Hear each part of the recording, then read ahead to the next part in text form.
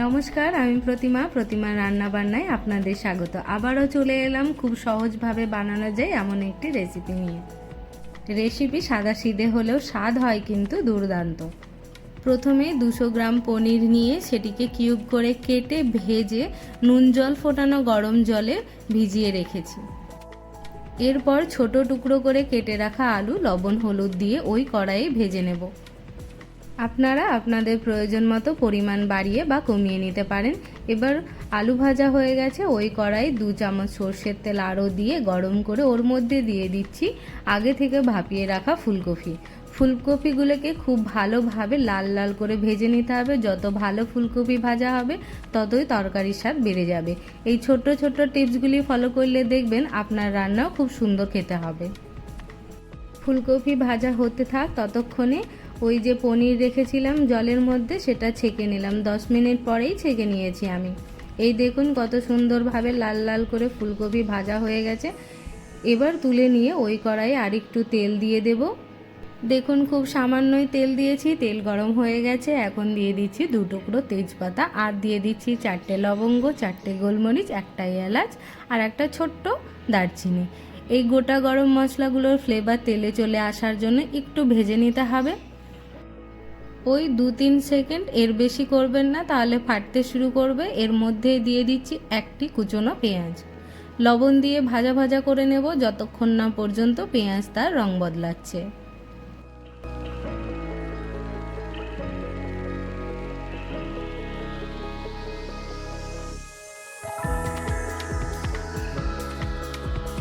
এই দেখুন পেঁয়াজ গিরগিটির থেকে একটু বেশি সময় নিয়ে রং বদলে দিয়ে দিয়েছে। এখন দিয়ে দিচ্ছি 3 চামচ আদা রসুন জিরে কাঁচা লঙ্কা বাটা।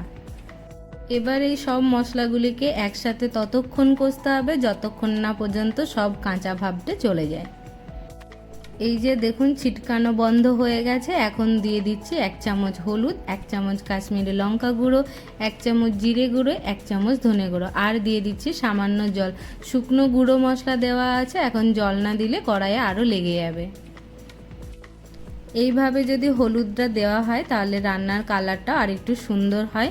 এবার জল দেওয়ার পরেও খুব ভালোভাবে কষিয়ে নিতে হবে যতক্ষণ না পর্যন্ত মশলা থেকে তেল বেরিয়ে আসছে। মশলাটি যত কষবেন রান্নার স্বাদ তত বেড়ে যাবে। মশলা কষানো এখানে 80% হয়ে গেছে। এখন দিয়ে দিচ্ছি একটা কুচনো টমেটো গলে যাওয়া পর্যন্ত কষাতে হবে। যতক্ষণ না টমেটো গলে গিয়ে মশলার সাথে মিশে গিয়ে তেল ছাড়ছে ততক্ষণ পর্যন্ত ওকে কষাতেই হবে। সব রান্নার ক্ষেত্রে এই মশলা কষানোর পার্টটা হচ্ছে সবথেকে ইম্পর্টেন্ট পার্ট। আপনি যত মন দিয়ে এই মশলাটা কষিয়ে নেবেন আপনার রান্নার স্বাদও কিন্তু ততই বেড়ে যাবে। দেখুন মশলা কষানো হয়ে গেছে, খুব সুন্দর একটি রঙও এসেছে। এখন ওর মধ্যে দিয়ে দিচ্ছি আগে থেকে ভেজে রাখা আলু আর ফুলকপির সাথেও মশলাটি খুব ভালোভাবে কষিয়ে নেব যাতে ফুলকপির মধ্যে মশলার সমস্ত কিছু চলে যায়।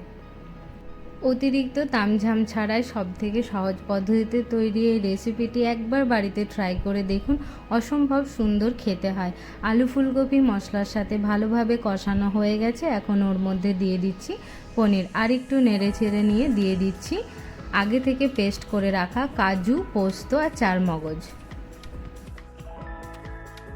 এটা দেওয়ার পর খুব বেশি কষানোর প্রয়োজন নেই, 2 মিনিট নেড়ে চেড়ে নিয়ে দিয়ে দিচ্ছি জল। এই খাবারটি যদি লুচি পরোটা বা রুটির সাথে পরিবেশন করেন তাহলে জলের পরিমাণটা একটু কম দেবেন, ঠিক ততটাই জল দেবেন যতটা জল দিলে ফুলকপি আর আলু সেদ্ধ হয়ে যায়। লুচি রুটি পরোটা ভাত ফ্রাইড রাইস সব কিছুর সাথে এই রেসিপিটি কিন্তু বেস্ট কম্বিনেশন। এবার ঢাকা দিয়ে লো ফ্লেমে রেখে দেবো যতক্ষণ না পর্যন্ত আলু আর ফুলকপি সেদ্ধ হয়ে যায়। এবার আলু ফুলকপি সেদ্ধ হতে খুব বেশি সময় লাগবে না। মশলার সাথে ভাজার সময় আলু ফুলকপি প্রায় অনেকটাই সেদ্ধ হয়ে গেছে। বেশ কিছুক্ষণ পর ঢাকা তুলে দিয়ে দিচ্ছি কাসুরি মেথি। পনিরের যে কোনো রান্নায় কাসুরি মেথি দেওয়ার চেষ্টা করবেন। কাসুরি মেথি দিলে কিন্তু পনিরের যে কোনো রান্নায় খেতে খুব ভালো লাগে। কাসুরি মেথি একদম রান্নার শেষ মুহূর্তে দেবেন। দেওয়ার পর এইভাবে ঢাকা দিয়ে 2-3 মিনিট ফুটিয়ে নেবেন, তাহলেই তৈরি হয়ে যাবে এই সহজ সরল রেসিপিটি। আজকের এই সুন্দর রেসিপিটি কেমন লাগলো কমেন্টে অবশ্যই জানাবেন। ভালো লাগলে একটি লাইক দেবেন, শেয়ার করবেন আপনার বন্ধুদের সাথে। আর এখনও সাবস্ক্রাইব না করে থাকলে প্রতিমার রান্নাবান্না চ্যানেলটি সাবস্ক্রাইব করে পাশে থাকা বেল আইকনটি ক্লিক করে দেবেন রান্নার নতুন নতুন ভিডিওগুলি সবার আগে দেখার জন্য। আবারও আসবো অন্য একটি রান্নার ভিডিও নিয়ে। ততক্ষণ পর্যন্ত good day, good luck and eat safe. Thank you for watching.